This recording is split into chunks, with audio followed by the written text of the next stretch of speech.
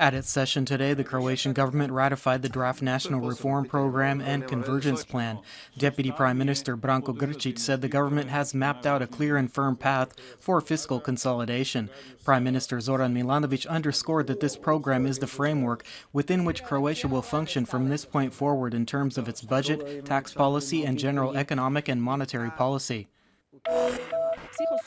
Anka Slonjak, the ombudswoman for persons with disabilities, is demanding that batteries for hearing aids remain free of charge for everyone and not just children up to the age of 18. Earlier, the health ministry announced that batteries would no longer be free of charge for anyone, but then yesterday Health Minister Rajko Ostojić said they will remain free for children. However, Slonjak said this still discriminates against adults with hearing impairments. Meanwhile, the Croatian Health Insurance Institute announced that it does not have sufficient funds to cover batteries for everyone, adding that it wants to reallocate the funds saved on hearing aid batteries for insulin pumps for small children. Representatives of 4 trade union alliances held a press conference today at which they announced a major protest on International Labor Day, May 1st. Their members are expected to gather in front of the headquarters of the Croatian Employers Association, and then they will go on to Zagreb's Maksimir Park, where major Labor Day events are held, and demand the resignation of the Croatian government and early elections.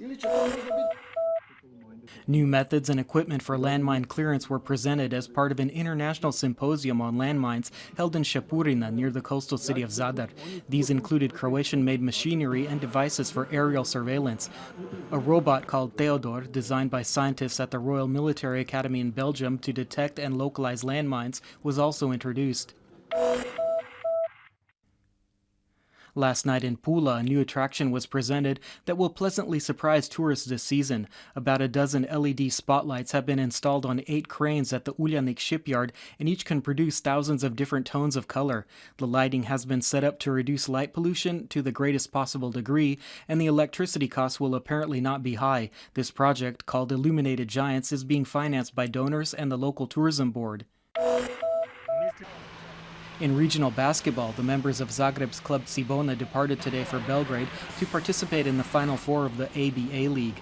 2 Croatian teams, Cedevita and Cibona, both from Zagreb, will be competing, with Cibona first playing against Belgrade's Crvena Zvezda.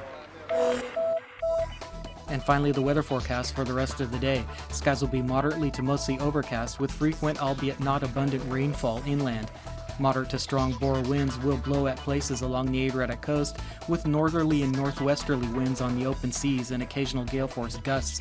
The sea will be slightly to moderately choppy, with higher waves in the open seas, while visibility will be very good. Today's temperatures will generally range from 14 to 19 degrees Celsius inland and from 19 to 22 degrees on the coast.